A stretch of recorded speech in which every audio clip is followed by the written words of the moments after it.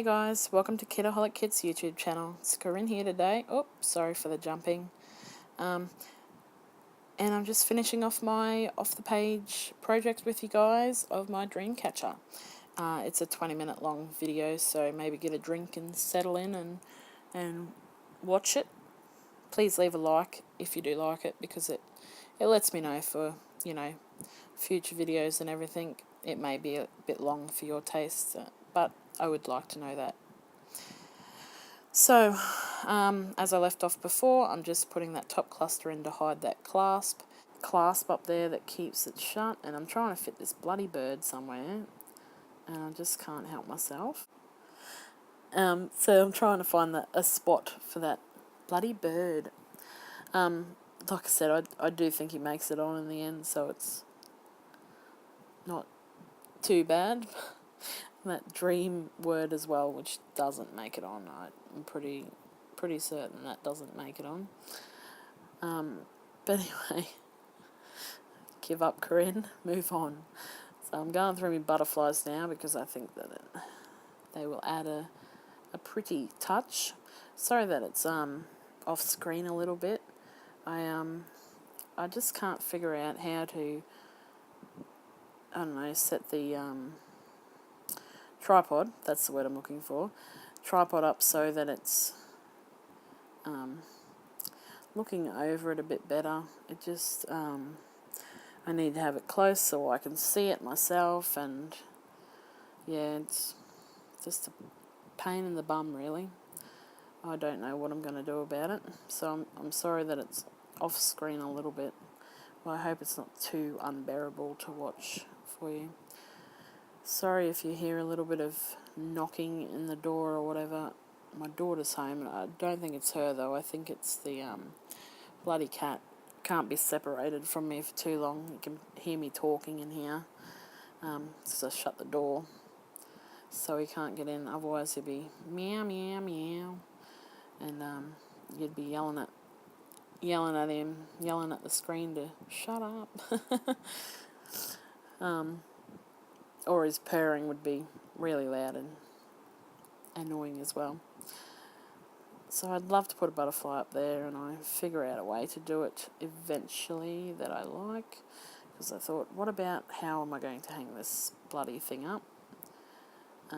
So of course the lovely Steph was ever so kind to include something that I could use quite easily in the kit. So I'm taking my time trying to figure that out, and just cut a little bit of that off, and I will glue it to the back side of underneath there, and it works wonderfully. I twisted it a little bit just to make sure that when it was being hung, that the sequins would all be on one side, like on the front side, so that you didn't see the string where they're connected on the back.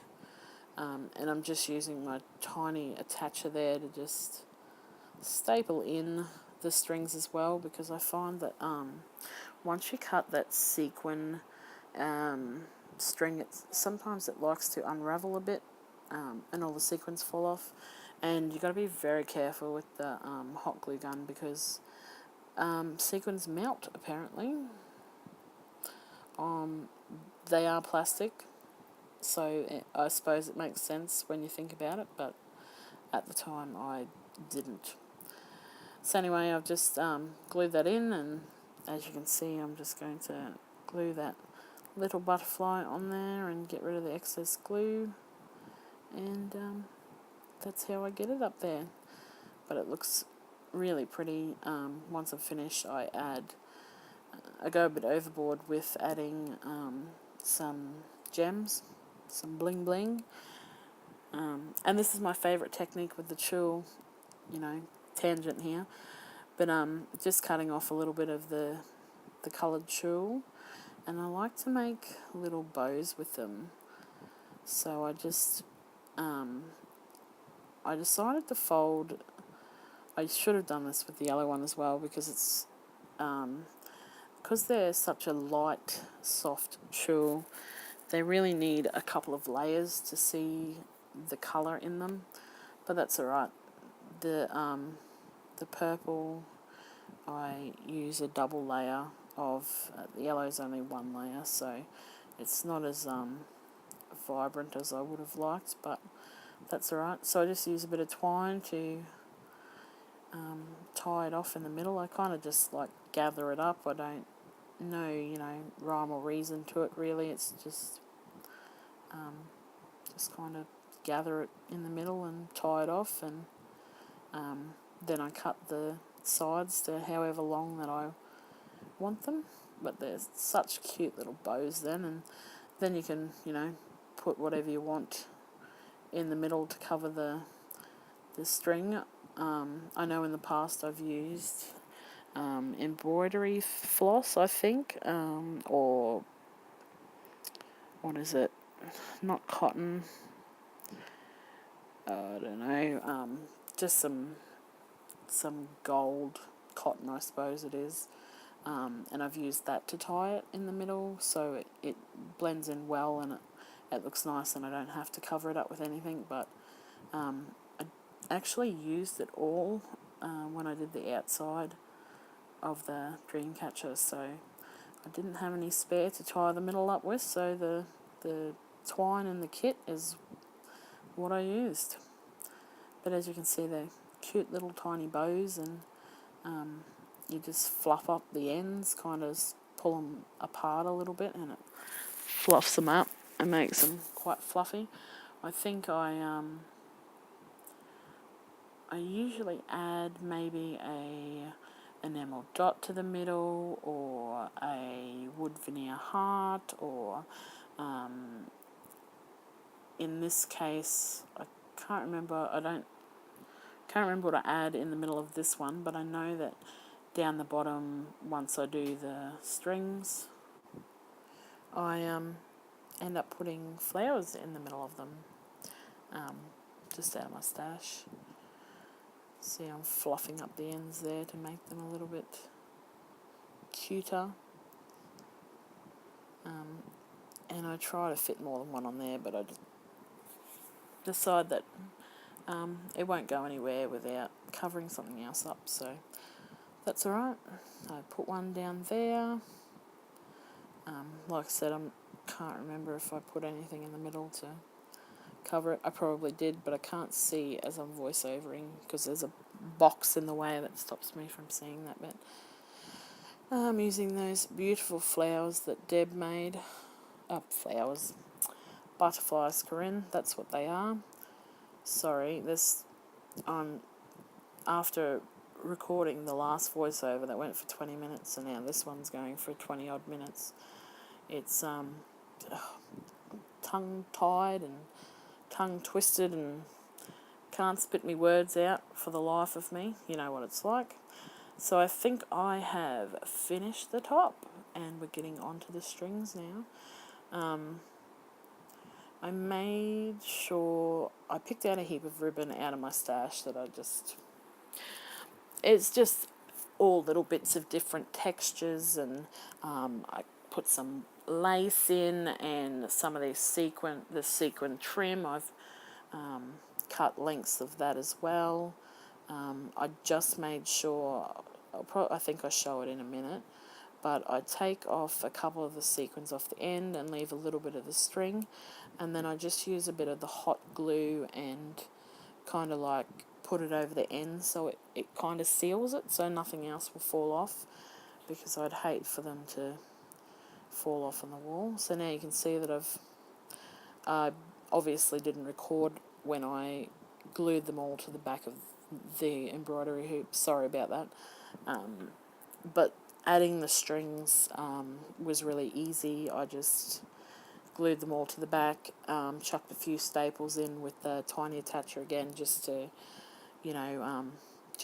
make sure they were really secure and everything. And it's such soft wood that the staples just glide through it like butter, and it's really easy. So now I'm starting to decorate these little strings. I made sure that I put fray, like no fray stuff on the end, or fray stop. I don't know, I got it from Spotlight. just keep it in my stash. I've used it on previous things, I can't remember, but I did buy it for something else, and I just put that on the end of everything. It's clear and you can't see it or anything.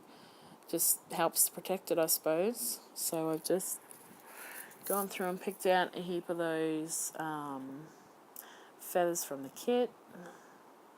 I think I do take them out of 2 ephemera packs, because like I said in the last video, I bought 3, and don't tell anyone I'm buying another one, because I've realised that I need more flowers. Sorry if you can hear that knocking, it's the cat's trying to get into me. He hasn't worked out how to open a door yet, thank goodness, but I wouldn't put it past him. So I've just pulled out my diamond press, and I got these Vicky Bouton, I think that's how you say it, Stamp and Dies a couple of months ago, and I haven't used them yet, so I thought, they were feathers, so I thought I'd use them and just stamp with, well, that's what we got the stamp, the inks for, so why not use them? Hey, I like to try and, challenge myself to use everything that comes in the kit in my layouts for you guys, because I think that as a design team member that I should show you, all different ways, even if I don't use them particularly often myself. So I've just primed the stamp a little bit, and I've cut out some of those pattern papers that I decide that I want to use as those feathers, and I probably could have just cut around it would have been just as easy, but I put it, why bother if I've got all this fancy fandangle expensive stuff to help, so I just use them to cut out.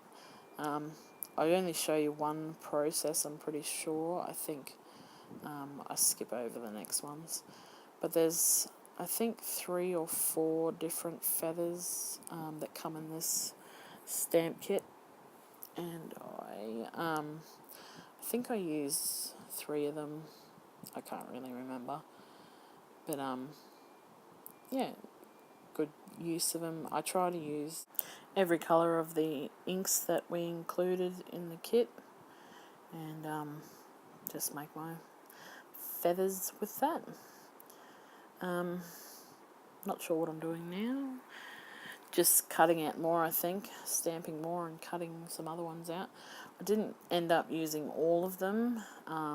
I do get the vellum out in a minute, and I used Stays On ink for that because I didn't know how well the other ink would set on the slick surface. So when in doubt, use Stays On. So that's what I did, and I actually preferred, I do like the vellum ones. I felt like they were a little bit too big, some of those feathers, so I didn't use them. And as you can see just there, I've actually got some wood ones as well that I've pulled out of my stash, that I add on to the bottom strings as well. So I started off just putting the feathers on, and then I figured why not put some of those beautiful flowers as well. It just makes it kind of finished look, makes it prettier, I suppose. And I didn't just put them on the ends of the strings either. Some of them I actually put one on the end and then one up further, or I just put the cluster halfway down the string, just to have a bit of visual difference. And all the strings are different lengths. I just randomised it, type thing. Randomised the colours. Nothing is set, set in stone type thing. Pretty sure I am adding some of those wood ones in a minute, maybe. don't use your scissors to cut the backs off those flowers either. They're wire, so I have a pair of pliers, as you can see up there in my stash, hidden away from prying, stealing fingers, because the kids always manage to find something, and then I'll find it somewhere cleaning the house. Things out of my stash. Look how beautiful that is. It's on that gold piece of trim, that sequin trim. There's 3, and I'm just trying to lay them out so you can kind of, so they're not all over the place. But I love how they turned out. If I did this again, well, I wouldn't do this again probably, maybe, but if I might do some more of those feathers, or get some more and put them on an actual layout. Maybe I could do a 12 by 12 layout of a dream catcher and just use those feathers for the bottom of there, or on the bottom of the card as well would be beautiful. I just, with the flowers and see the little wood ones with them, and they just, I really, really love them. I really do. So I've given in, and I've pulled out that second ephemera pack, and I've pulled out the feathers out of there as well. I actually bought just doubles of the kit this month because it turned out cheaper. Well, it was $10 more for all of the kits as opposed to buying what I wanted separately, because I had to buy double of everything plus another, like, so 3 ephemera packs in total, and 3 of the vellum ephemera packs and stuff like that. So I just bought double of the kit, and it worked out $10 more, but obviously I got the extras that came in the kit, like the exclusive cutter parts and those beautiful puffy hearts that we got there. So cute. Would have been wonderful if some of them were a little bit smaller, but I still love them anyway, and I love the colours that they came into, so I was not opposed to having more packets of them at all. So that was the way I justified it in my head, and to my partner, as you do. Yes, it's more expensive, but only by a little bit, and I'm saving money in the long run. So there's nothing to complain about there. And of course I had to pull out some more wood veneer just to go with those extra bit of feathers too. I do end up using those tulle bows that I made earlier. I'll add them to the strings as well, because I was just picking up everything on my desk, and I thought, why not use these? As no point putting them away. I can always make some other ones for the layout. So I do, you'll be able to see in the photos at the end, I think I just put, glue the bow on to somewhere on the string, and then I just put a flower or 2 in the middle of the bow as the centre, and they look just as cute as the feathers and whatnot. Yep, there you go. I just picked it up, so I must be doing it now. Sorry, my fat fingers block the view of some of the things that I'm doing, but hopefully you still get the gist of it and can see, most of what I'm doing. As you can see, I need to restock on those flowers now.